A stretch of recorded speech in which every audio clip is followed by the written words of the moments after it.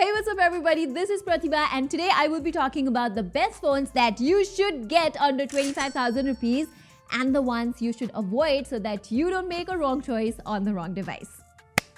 So first, let me talk about the phones that you should avoid in 2025, and I would say Motorola's phones like H50 Neo and H50 Fusion are a bit outdated in today's time. Now don't get me wrong, these aren't bad phones exactly. They have good AMOLED screens, IP68 rating and decent performance, but they aren't the best at anything. I also think that you should avoid the Lava Agni 3. I did not make a video about this phone simply because in my experience, I found its cameras to be super inconsistent. And unless you get good discounts on phones like the Nord CE4, the iQOO Z9S Pro or the Vivo T3 Pro, it's better to avoid these as well in 2025.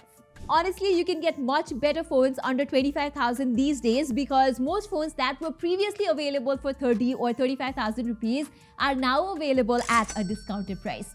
And the first phone that comes to my mind is the Poco F6. If gaming is your main priority, there is no better choice for you than this phone. The Poco F6 is currently available for 25,000 rupees, which means it is the cheapest phone to feature the Snapdragon 8s Gen 3 chip, which is only a slightly downgraded version of last year's flagship Snapdragon 8 Gen 3. That combined with the fast LPDDR5X memory, UFS 4.0 storage and a large liquid cooling system will give you fast performance and incredible gaming results. I retested games on this phone recently and I was comfortably getting around 58 FPS on average on Genshin Impact at high graphic settings and a near 120 FPS on PUBG as well, which is incredible. The Poco F6 also stays fairly cool and it only ever hit like 44 degrees Celsius after 30 minutes into Genshin Impact. And being a performance-centric phone, I love how other features of the Poco F6 aren't compromised either, like its display. It is one of the only phones in this list to have Dolby Vision support in Netflix and you get excellent colors here. It has super slim bezels, a high-frequency PWM dimming to take care of your eyes, and a super fast 480Hz touch sampling rate for gaming. However, there are a few compromises here to meet the price point, like the design is quite dull and the cameras are strictly average, and honestly I don't find the HyperOS experience that refined or clean either. So if you want the best software experience phone under 25,000 rupees, Nothing is currently offering the 2A Plus at a discounted rate. You can also get a few Samsung phones with good software at this price point, but to be honest, Samsung's mid-range devices are sort of overpriced and their choice of chipset really sucks. But with the Nothing Phone 2A Plus, we get a much faster processor, faster charging speed and a decent camera experience. And Nothing OS for me is easily one of my favorite Android skins. With every new version, Nothing has somehow managed to make it even better and even more fun to use. Nothing is also releasing the Nothing OS 3.0 on this guide very soon, which brings some major redesign across the entire system, and it also introduces Nothing's own gallery app. If you're not aware, the new gallery app fixes one of the biggest issues with Nothing phones. It reduces the time to process photos.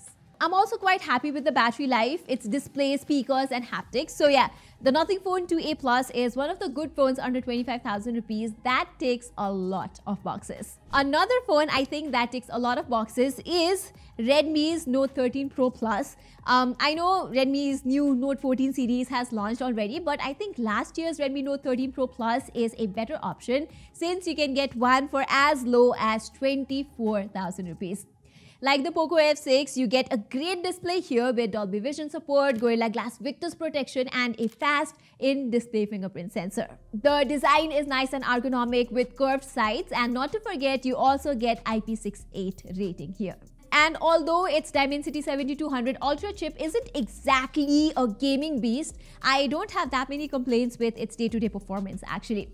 It can play popular games just fine, and over time it has not slowed down as well. Likewise, this is also the fastest charging phone on my list with a monstrous 120 watt charger, finishing the job in around 20 minutes only. The cameras on the Note 13 Pro Plus aren't too bad either. In fact, you could say that the cameras here are better than the likes of the Poco F6 and the Nothing Phone 2A Plus. You don't get a telephoto lens here, but the 200 megapixel sensor does a good job during daytime and night as well.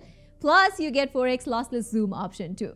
Okay, so which is the best camera phone under 25,000 rupees then? Luckily, I have two options for you, the Realme 12 Pro Plus and the Honor 200. Okay, let's talk about Realme first. And I know the Realme 13 Pro Plus series is a running model, but if you check the specs, both phones are very similar except one thing. You will get one less year of updates on the Realme 12 Pro Plus, and that's basically it. So why pay extra, right? Overall, the Realme 12 Pro Plus has fantastic cameras for the price. Its primary lens produces sharp, vivid pictures, and it also has a periscope 3x zoom lens that can give you nice portraits and zoom photos. The Realme 12 Pro Plus also has a nice slim curved design with a leather bag, which looks fantastic. Okay, so the next phone that I would totally recommend for photography enthusiasts is the Honor 200. This one is currently not available under 25,000 rupees, but time and again you can get it for 25,000. Like the Realme 13 Pro Plus, this phone also has excellent camera performance. It does not have a periscope lens, but its 2.5x telephoto lens can give you equally good portraits. The best thing about its cameras is the contrasty, sort of artistic color tuning as well as the hardcore filters. Everyone at our office loves the black and white filter. Likewise, the Honor 200 also shoots much better, steadier videos than the Realme 12 Pro Plus. So if the best camera phone is what you're looking for in this very price range, this is the one to get. It also has a more powerful Snapdragon 7 Gen 3 processor, a brighter screen with all the display certification you could think of, a bigger 5200 mAh battery, and faster 100-watt charging. The only thing that kind of sucks about the Honor 200 is that you need to buy a charger separately, which costs an additional 3,000 rupees. Also, I have to give a special mention to the Realme GT60, which is available for around 26,000 rupees. First of all, the Snapdragon 7 Plus Gen 3 processor here is top-notch, almost as good as the Snapdragon 8S Gen 3. And then this phone has one of the best displays and vibration for its price, along with a large 5500 mAh battery, 120-watt charging, and decent cameras.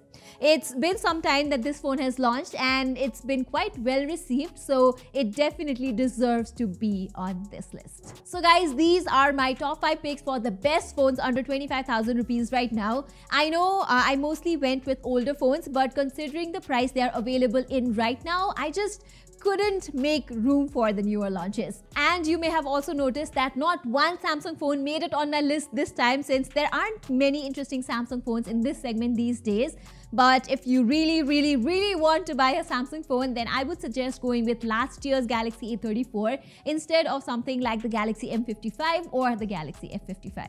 So everyone, that's all from me today. If you like this video, do consider subscribing to our channel and hitting that notification icon as well. Saying this, I'm Pratima and I will see you next time.